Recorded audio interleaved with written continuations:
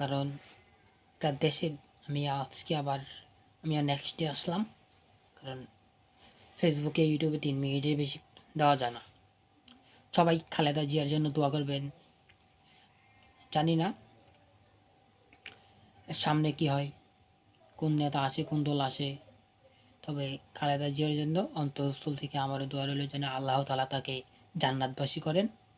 সবাই সবার মন থেকে দোয়া করবেন। কারণ এই লোকটাই ছিল যে বাংলাদেশকে ভালোবেসে গেছেন। কোনো দুর্নীতি নয়, কোনো অন্যায় কাজে লিপ্ত নয়, এবং তার সন্তানকে বাইরে পাঠিয়ে তিনি নিজে দেশে ছিলেন ক্ষমতা ছাড়া। 18টা বছর জেল কাটিয়েছেন তিনি। একটা দুইটা বছর না, 18টা বছর একটানা। তাকে দেওয়া হয়নি বাইরের চিকিৎসার জন্য, চিকিৎসা করানোর জন্য তাকে কোনো দেশে দেওয়া হয়নি। বলতেন তার 80 বছর হয়ে গেছে, তিনি কিসের জন্য বাঁচবেন, তার মরার ডেট চলে এসেছে। শেখ হাসিনা বলে গেছেন এখন ইন্ডিয়া গেছেন। এখন বলছিলেন না যে পারলে বাপের পেটে হইলে দেশে আয়।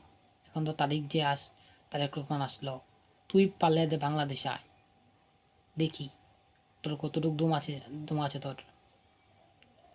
একটা কথা তোকে বলি, ক্ষমতা চিরস্থায়ী নয়। এখন তুই কই গেলি? ইন্ডিয়া গেলি, তোর জামাই কাছে গেলি, তোর জামাই মোদি। আর তোর ছাওয়াল কতলা বাংলাদেশে রেখে গেলি। কুত্তারা বাচ্চারা ইন্ডিয়া দালালি করে, পারলে নিজের দেশে আয়।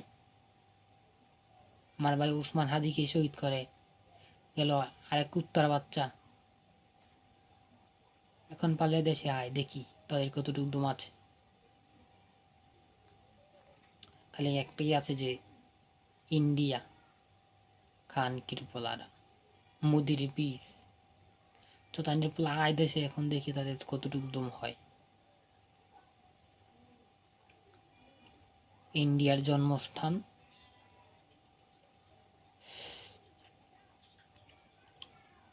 তুই মরলে ইন্ডিয়ায় মরা লাগবে, বাংলাদেশে তোর মাটি হবে না।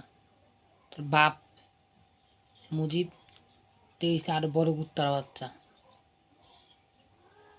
খান কৃপলায় জন্ম দিয়ে গেছে একটা কুত্তার বাচ্চা, বাংলাদেশ ইন্ডিয়ার বাচ্চা।